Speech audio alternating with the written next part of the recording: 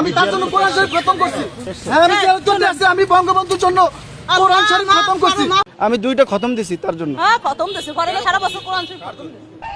তাদেরকে নির্মমভাবে হত্যা করা হয়েছে এই জন্য দিছি তার জন্য। হ্যাঁ, খতম দিছি, ঘরে সারা বছর কোরআন শরীফ খতম দিছি। 15 আগস্ট যারা নিহত হয়েছে তাদের জন্য। আপনারা এগুলো সরাবেন নাকি আপনারাও তাকে পাগল হয়েছে? আমি তাকে খুব ভালোবাসি, বঙ্গবন্ধুকে খুব ভালোবাসি। দেখলাম পাগড়ি পরা দাড়িওয়ালা এক লোক রিস্কায় বসে বলতেছে আমি বঙ্গবন্ধুর লেগা 2 খতম কোরআন শরীফ পড়ছি। পাশে থেকে তার বউ বলতেছে পরে না একদিনও কোরআন শরীফ, সে আবার বঙ্গবন্ধুর লেগা 2 খতম করছে। নাউজুবিল্লাহ। এই কথাটা চিন্তা করুন, কত বড় শয়তান। কোরআন নিয়ে তারা মিথ্যা কথা বলতেছে। আরে ভাই, কোরআন কি নাজিল হয়েছে তোমার মিথ্যা কথা বলার জন্য?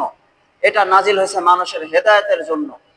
এটা পড়বে, এর মতো জীবন যাপন করবে, সেই জন্য নাজিল হয়েছে। যারা কোরআন নিয়ে মিথ্যা কথা বলে তারা হচ্ছে মিথ্যাবাদী দাজ্জাল। শুধু তাই নয়, আজকাল এই সকল ভিডিও নিয়ে চাকমা মেয়েরাও টিকটক ভাইরাল করছে।